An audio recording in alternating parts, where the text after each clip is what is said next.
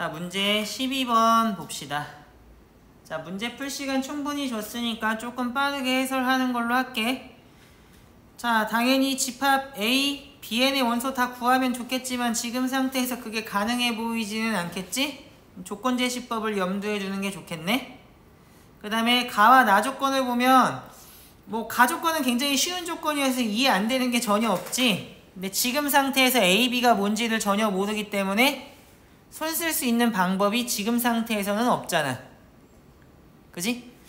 그러면 나 조건을 먼저 볼까? 6 이상의 n에 대해서는 a가 bn의 부분집합이래. 항상 하는 말이 뭐야?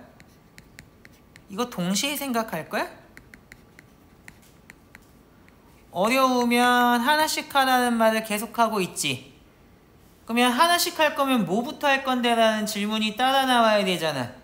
쉬운 거부터 해. A가 쉬워? B가 쉬워? 뭐 막상 막하지. 왜 그러면 왼쪽 오른쪽에 모르는 게 투성이잖아. 그럼 이 중에서 내가 확실하게 아는 거부터 시작하는 게 좋지 않을까? 예를 들면 1이 Bn의 원소인 건 확실해. 맞지? C나 N은 어차피 모르니까 그런 건 의미가 없고. 근데 이걸 가지고 얘랑 뭘 비빌 수 있는 게 있어? 1이 Bn의 원소라고 해서 1이 A의 원소가 되나? 그럼 반대로 1이 A의 원소가 아닌 게 되나? 그러면 여기서부터 알 수 있는 게 있어 없어? 전혀 알 수 있는 게 없잖아. 그러니까 이거는 있으나 마나한 조건이라고 지금 상태에서는. 그럼 내가 여기서 아는 게 뭐가 있어 하면 얘만 알잖아. 그럼 내가 확실하게 아는 거 뭐야? 마이너스 2가 A의 원소라는 건 알겠네. 맞아 아니야? 그러면 마이너스 2가 어디의 원소가 돼야 돼? Bn의 원소가 돼야 되겠네. 어디에 대해서? 6 이상의 모든 자연수 n에 대해서.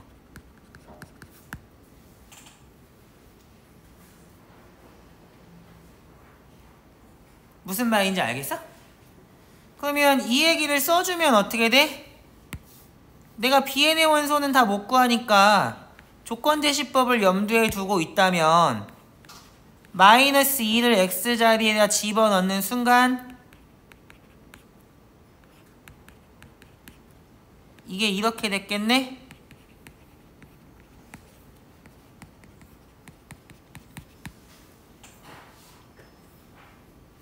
맞아 아니야? 그러면 생각해봐. 얘의 부호는 뭐에 따라서 달라지겠니? 얘는 확실히 음수인 게 맞지? n이 자연수니까.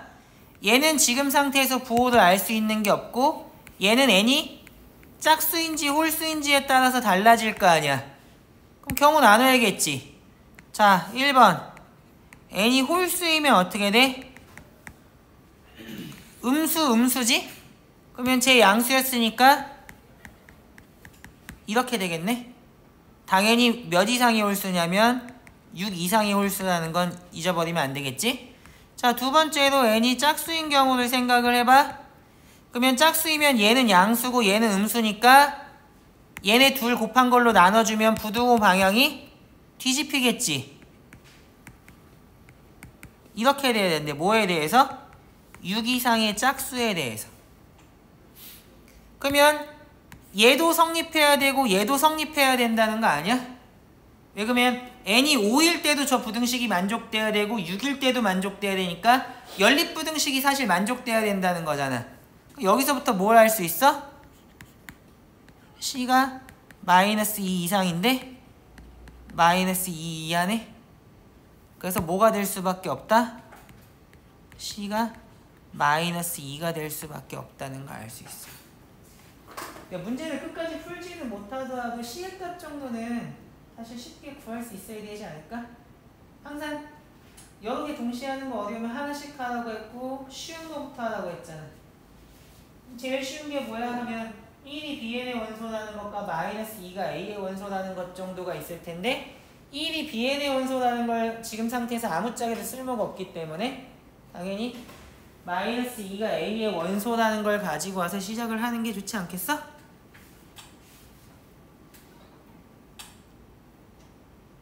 일단 여기까지는 문제가 없지? 그래서 내가 C가 마이너스 2라는 걸 알았기 때문에 BN을 다시 써주면 어떻게 쓸 수 있을까?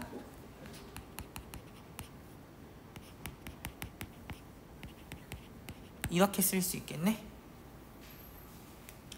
그러면 여기까지 정리한 거 지워도 되겠지? 공간이 없으니까.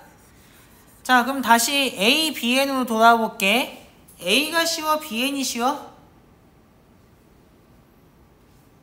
라고 하면 당연히 BN이 쉬워야겠지. 왜? N에다가는 나 조건을 볼 거면 6 이상의 자연수 아무거나 집어넣으면 되잖아. 그럼 더 이상 BN에는 미지수가 없어. 모르는 게 없다고. A에서는 여전히 스몰 ab가 뭔지를 모르잖아. 근데 내가 만약에 B6이라는 집합을 생각한다고 해봐. 그러면 얘는 그냥 이렇게 되는 애잖아. 모르는 게 있어 없어 하면 모르는 게 없거든. 그러니까 당연히 이제 BN이 쉬운 애인 거야. 그러니까 BN에서부터 뭔가를 시작하는 게 좋지 않을까? 그러면 항상 하는 얘기야. 이걸 동시에 할 거야? 이거 n 플러스 2차 부등식이 동시에 하는 게 어려우면 항상 어떻게 해? 어려우면 하나씩 하라고 했지. 하나씩 할 때는 쉬운 거부터 하잖아. 뭐가 쉬워? 부등식을 풀 때 뭐가 쉬운 거야? 뭘 해야 차수가 많이 낮아져? 당연히 얘겠지. 근데 얘는 아까 말했지만 짝수인지 홀수인지에 따라서 양상이 많이 달라진다는 걸 알고 있지. 그것만 신경 쓰면 별로 어렵지 않을 것 같은데? 그러면 쉬운 경우부터 하자고 했으니까 일단은 6 이상의 자연수라는 건 세팅을 하고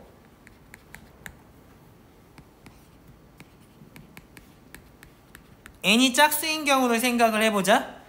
그러면 x-1에 n제곱 x-n x 플러스 2가 0 이하라는 게 무슨 뜻이냐? 그러면 얘 기준에서 생각하면 얘는 n이 짝수니까 항상 0 이상이지. 0이 되는 건 언제야? x가 1일 때네. x가 1이 아니라면 양수니까 양변을 제로 나눠도 부등호 방향이 변하지가 않겠지. 그러면 어떻게 되겠어? 이렇게 되겠네. 그러면 5원은 뭐라고 했어? 합집합이라고 했잖아. 얘 해집합이 어떻게 된다는 거 알았어? 1이 되고 그 다음에 마이너스 2부터 n까지가 되고 이 두 개를 합치니까 어떻게 되냐? b의 n이 어떻게 된다는 거 알았어? 마이너스 2부터 n까지 닫힌 구간이 된다는 걸 알게 됩니다. 무슨 얘기인지 이해됐니? 그러면 얘는 모두 덩달아서 알게 돼.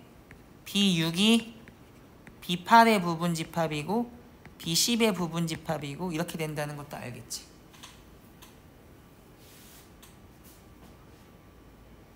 무슨 말인지 이해됐니? 그럼 생각해봐. A가 B6의 부분집합도 되고 B8의 부분집합도 되고 B10의 부분집합도 되고 B12의 부분집합도 되어야 되지. 그게 무슨 말이랑 똑같은 말이야? 그냥 B6의 부분집합이라는 거하고 똑같은 말이야.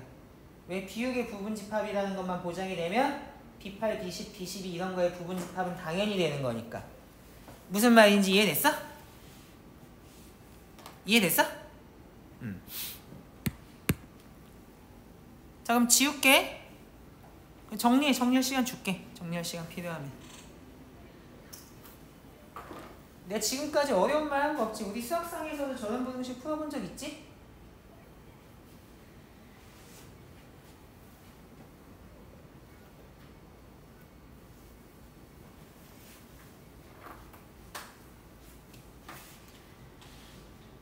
지금 아직 뭐 문제를 반도 안 풀었지만 지금까지 한 게 고작 뭐밖에 없어? 여러 개 동시에 하기 어려우면 하나씩 해라. 하나씩 할 거면 뭐부터 할 거야? 쉬운 거부터 해라. 그래서 가장 정보가 많은 거 쉬운 게 뭔지를 찾아서 거기서부터 하나하나 정보를 캐가고 있는 거야. 이게 되게 자연스러운 거잖아. 그지? 자, 그러면 여기 이제 이 부분은 지울게. 그래서 내가 확실하게 아는 건 뭐냐면 요거를 알았어. 이게 뭐에 대해서? n이 짝수일 때. 당연히 6 이상일 때겠지. 이거는 중요한 정보니까 박스 쳐놓을게. 자, 그 다음에 두 번째 케이스는 뭐냐면 n이 홀수인 거겠지? 그러니까 n이 홀수일 때는 뭐가 중요하냐? x-1의 부호가 중요하게 되지 않겠어? 양수는 홀수번 제곱해도 양수고 0은 홀수번 제곱하면 0이고 음수는 홀수번 제곱하면 음수가 되잖아. 그러니까 얘는 어떻게 다시 경우를 나눠야 되겠어? x가 1보다 크면 케이스를 나눈 거지, 서브 케이스로. 그러면 어떻게 돼?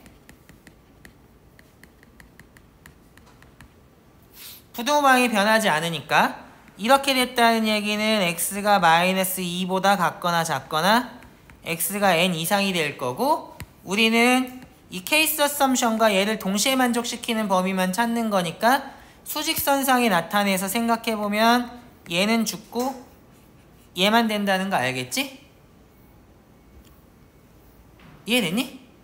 별로 어려운 말 아니지? 그 다음에 x가 1인 건 당연한 거잖아. x 1 집어넣으면 0이 0 이하인 거니까 이건 당연한 거지. 그 다음에 3번 생각해보면 어때? x가 1보다 작아버리면 이번엔 얘가 음수잖아? 그럼 부등호 방향이 뒤바뀌겠지? 이렇게 될 거니까. 지금 내가 이거 거꾸로 풀었냐? 미안하다. 이거 거꾸로 풀었잖아. 야, 틀렸으면 말을 해야지 이것들아. 0보다 작은 범위 구하라고 하면 마이너스 2에서 n 사이 이렇게 나오고, 얘랑 공통부분을 구해줘야 되니까 어떻게 나와? 1보다 크고 n 이하 이렇게 나오지? 야, 틀렸으면 얘기를 해야지 이것들이. 자, 그럼 여기서는 어떻게 나와? x가 마이너스 2보다 작거나 x가 n 이상 나오겠지? 그러면 이 케이스 어썸션이 얘를 죽일 테니까 요것만 나올 거 아니야? 그러면 우리가 얻은 거 이것과 이것과 이거지? 수직선상에 나타내면 어떻게 되겠어?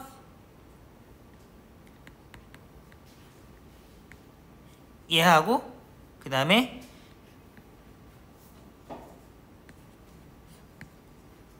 이렇게 되겠네. 됐니? 그래서 b의 n이 어떻게 되냐?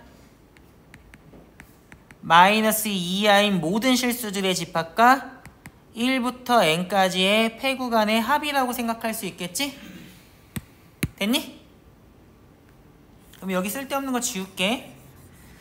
그리고 얘는 언제 이렇게 성립하냐면 n이 6 이상이면서 n이 홀수일 때라는 거 알았지?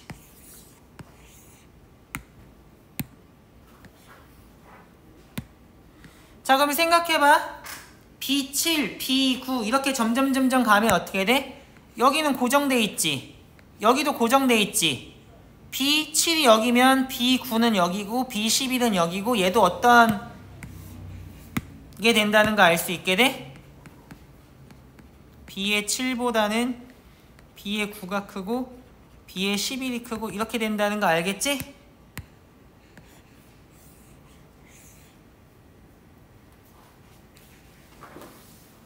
이해됐어? 그러면 A가 B7의 부분집합이 되면 B9나 B11이나 B13에 대한 부분집합이 되는 건 당연한 거잖아. 그러니까 나 조건을 종합을 해보면 어떻게 된다는 거 알아? n이 6 이상이면 어떻게 된다? A가 B의 6의 부분집합이고 B7의 부분집합이기도 하다. 이렇게 생각해주면 되겠지?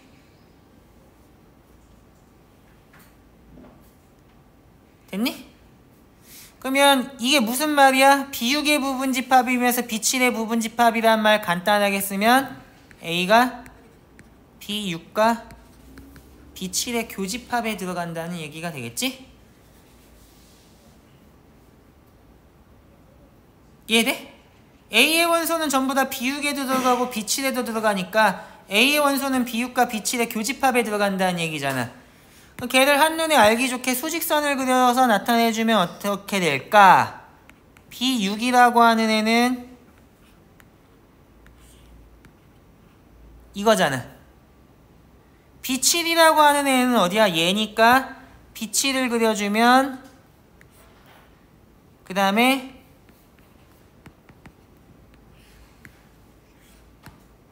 이거잖아.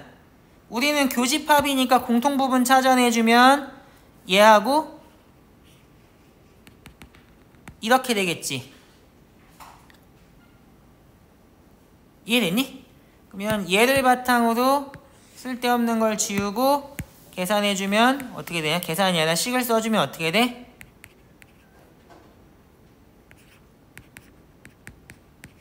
이렇게 된다는 사실을 알 수 있다.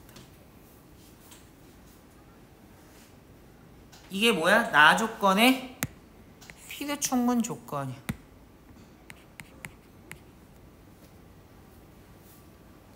그러면 이제 A를 구했으니까 A를 구한 건 아니고 A가 어디에 포함되는지 구했으니까 이 정보를 이용해서 스몰 a, b에 대한 정보를 알아내주면 되겠지?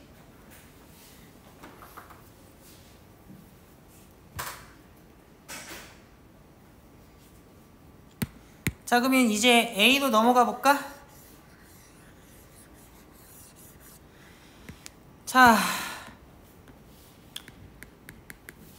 A를 구하려면 이거의 해집합을 구해야 되겠지? 그러면 얘는 당연히 x가 마이너스 2인 건 오케이잖아. 마이너스 2 집어넣으면 성립하니까. 그러니까 x가 마이너스 2가 아니면 어떻게 돼?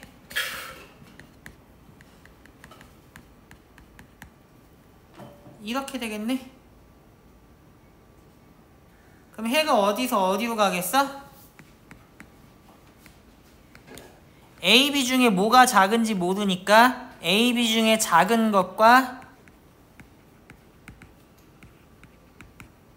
큰 것 사이에 있다라는 말이 되겠지? 그러면 우리가 원하는 건 뭐야?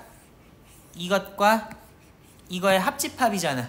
걔가 어디에 쏙 들어가기를 바래? 여기에 쏙 들어가기를 바라는 거라고. 무슨 얘기인지 이해됐어? 그러면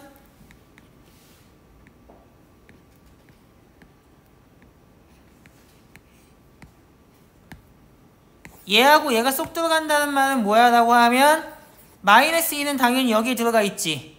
그러니까 별로 문제될 게 없잖아. 그럼 뭐가 쏙 들어가기만 하면 돼? 얘가 쏙 들어가기만 하면 되겠지. 그 얘기가 무슨 얘기야? A가 더 작다라고 하면 A에서부터 B 이렇게 된다는 얘기 아니겠어? 그러면 이 얘기가 무슨 얘기겠어? 이렇게 된다는 얘기 아니겠어? 맞아 아니야? 맞지? 그러면 이 상태에서 C는 마이너스 2니까 A 더하기 B의 최소값은 몇이야? A 더하기 B의 최소값은 몇이야? 몇이야? A 더하기 B의 최소값 어?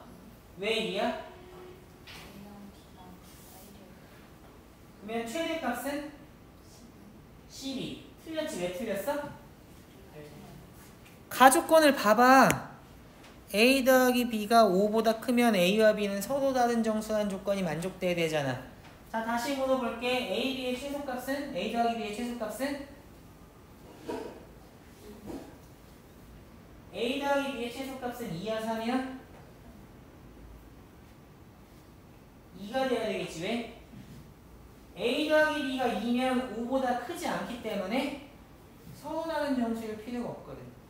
가정이 만족될 때만 결론이 보장되는 거기 때문에 진짜 말 그대로 A 더하기 B의 합이 5보다 크면 서로 다른 정수라는 게 보장이 돼야 되는 거고 5보다 크지 않으면 뭐 아무것도 만족할 필요 그러면 A 더하기 B 더하기 C의 최소값은 몇이겠어? A 더하기 B의 최소가 2고 C는 마이너스니까 0이고 최대는 몇이야? 66은 안 되잖아. 11이 최대겠지. 거기다 C 이 마이너스 2를 빼주면 9니까 0 곱하기 9겠지? 답은 0! 이렇게 하면 틀린다. 왜 틀려? 내가 여기까지 풀어줘도 애들이 이 문제를 대부분 다 틀리거든? 다 틀리는 이유가 뭐야? 왜 얘하고 얘가 서로 다르다고 생각해? 얘가 구간이 꼭 이렇게 들어가야 될 필요가 있나? 그냥 둘 다 여기에 들어가 버리면 되는 거 아니야? A와 B가 둘 다 마이너스 2였으면 그냥 이걸로 끝 아니야?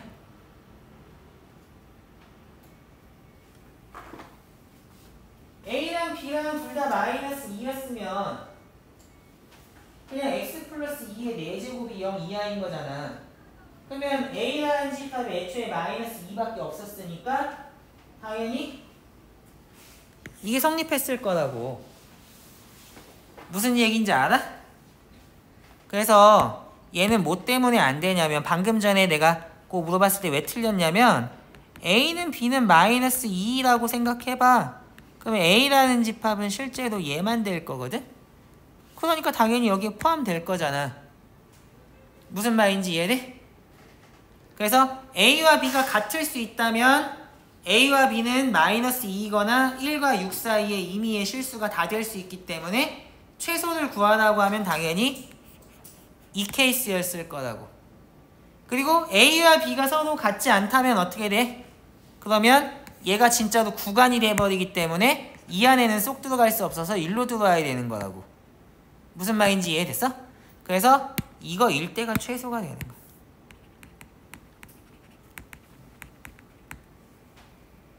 최대일 때는 언제야?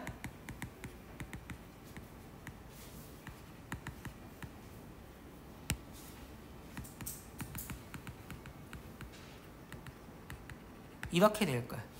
그래서 최대값은 어떻게 되냐면 6 더하기 5 빼기 2가 최대값이니까 9 될 거고 최소값은 어떻게 돼?